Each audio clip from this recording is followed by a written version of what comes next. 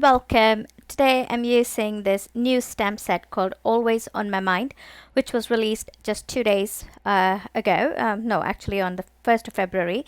And I'm going to create a card showing you how you can use your Copic markers to create a fall watercolor look. Now you have to keep in mind paper makes a big difference. Usually I use Nina Solar White, which most of us have, but I also realized that if you have a nice smooth cardstock like a Bristol smooth cardstock or the Copic marker cardstock, which is called the Copic cardstock, I don't know what it's called, Express It paper, that would work too. Those papers really work for this technique, and the reason is because those papers have less they're not as porous as other papers, so the ink tends to stay on the top of the surface for a little longer, which helps you to blend it a little better and to create this technique better. And that's the reason why I'm using Bristol Smooth today.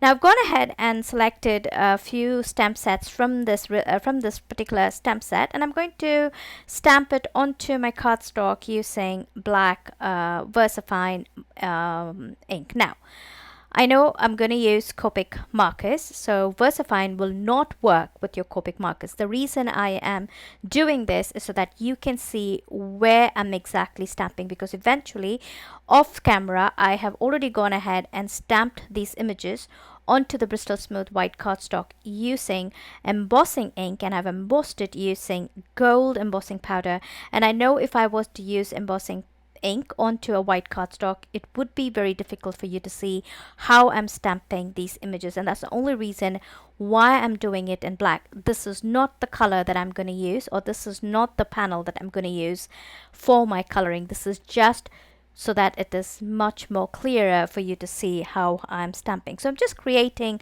two different clusters, one in the corner and the other one a little off corner of the left side and the right side to create this composition. And here you can see I've gone ahead and stamped the same composition onto another cardstock, that is Bristol Smooth cardstock, using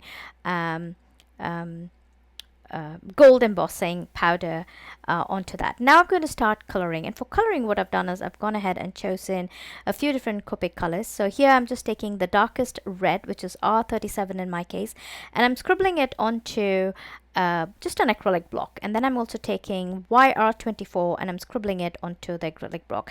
You have to have a blending pen, which makes it so much more easier to create or to do this particular style of coloring.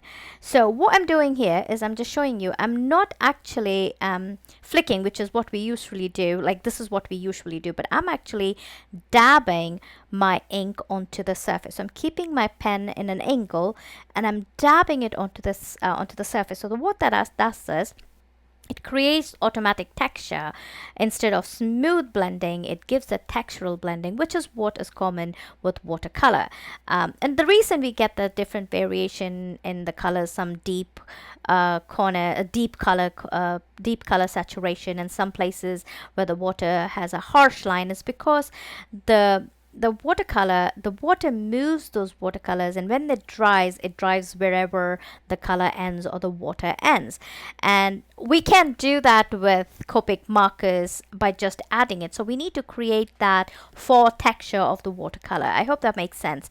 So all I'm doing is, instead of blending it by a flicking motion or the feathering technique, I am just dabbing it, and you can see it more clearer with the darker shade here. So I started off with quadruple zero, and then I blended that with R20, and then I took this is R14, and then I'm going to add a very tiny bit of R37, and you can see there I'm not blending it smooth. It's kind of having those harsh edges just like a watercolor would, but still it's not done. So what now I'm doing is I'm going to take I'm going to repeat that once more. So the idea is to saturate the paper with ink. The more the saturation of the Copic marker on the paper, it's going to be much more easier for you to do this technique, because eventually we're going to take a colorless blender and we're going to push that color backwards a bit, and you'll see what I'm saying as I work. And I'm just repeating that process once more. So I'm starting to blend that from R34, R30 4 all the way to R quadruple zero. And then I'm going to take, this is my what do you call, the colorless blender, and I'm going to dip my colorless blender onto the R37 which I scribbled onto my acrylic block, and I'm just going to just blend it right on the where the darkest bit ends. And then if you have ink on your nib, all you do is just scribble it out, and then you keep playing, and then you keep pushing that color. And what it does, alcohol marker blender pen does not really blend, and I've told this quite a few times in many other videos. What it does, it pushes the ink backwards, or it removes the ink. Because it's nothing but alcohol in it, alcohol removes the color, the pigment of that colored pen, and that's what I'm doing. I'm just trying to, and because I'm lifting the color using my blending pen, the darkest ink, what it happens is desaturating that darker color, and it's helping me to add the darker color in a very lighter tone onto that existing color that we've added using the other Copic markers. And then I'm just going to also add some yellow tint to this flower. I had a little bit come out, and that's not a problem. I'm just going to keep pushing it with my blender pen, and it should eventually move out. It fade out a little bit more, and you can see here how that looks. I really like it because it kind of almost looks like watercolor. Well, if you ask a absolute watercolorist, I'm so sure he or she will say, no, that's not watercolor. It's it's something other, some other medium. And that's why it's called faux watercoloring and not real watercoloring. So it's just a faux watercoloring using your Copic markers.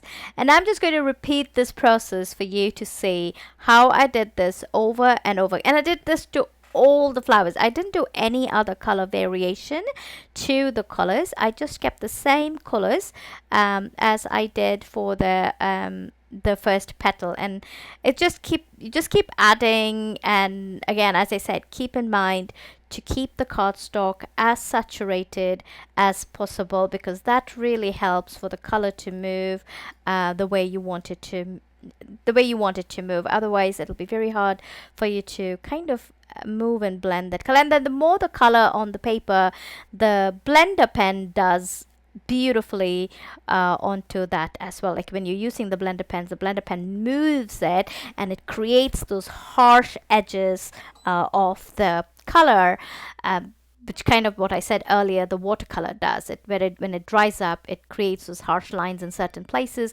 because color accumulates in places, and when water evaporates or water dries, that color stays solid there, and that gives it harsh lines. And that's what I'm trying to create. So the more saturation of color on your cardstock, the blender pen will help you to do that. And here you can see I've gone ahead and stamped all of the, colored all the flowers just like that. And then just to clean up my acrylic block, all I'm doing is I'm just taking an alcohol wipe and I'm just going to wipe that, and it just cleans up the block very well. And now for the stem, I have gone ahead and chosen 3 different BG colors, and I've done BG 90, 75 and BG 96, and the darker 2 shades I've scribbled it onto my acrylic block, and I'm starting off with the lighter shade here. The stems and the leaves are very, very minimal in this particular stamp set, so I really didn't do a whole lot. Just added the lighter shade, and then with my blending pen lifted up the darker colors and added it into the shadow area. So it's very, very subtle, not anything complicated. Again, it's if you are scared of doing watercoloring, because watercolor usually has a mind of its own, and some people are scared because you can't control it much, this is a great technique to try out using your Copic markers, where you have control as to how much color you want to add and where you want those colors to move. So you control the movement of your colors. I hope that makes sense. And now that I've done coloring all of the images, I'm just going to take this gold metallic paint, and I'm just going to hydrate it with water, and I'm going to take my trusty fan brush, which I always like to use for my splatter, and I'm going to splatter it just where the flowers are. So I'm just avoiding the central area of the cardstock.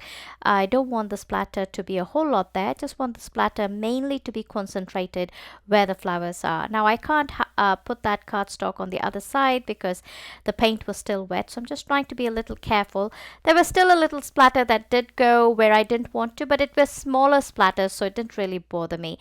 Now I'm taking this sentiment here which says happy birthday again, and I'm going to place that in the center slightly overlapping it onto one of the flowers in the corner there, and I'm just stamping it with black Versafine black ink.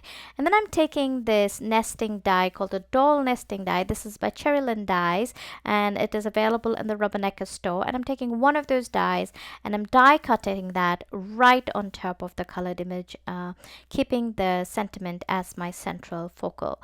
This card is very simple. I want to keep it very, very elegant and simple, and that's the reason why and just to add a little bit of interest is why I just went ahead and die cut that sentiment directly onto the cardstock, and I've just adhered this onto a note card directly with some glue adhesive, liquid glue, and then I'm going to pop up this die cut element using some foam adhesive in the center. So really a very simple, clean and simple card, but just a little bit of added interest just for just a little added interest.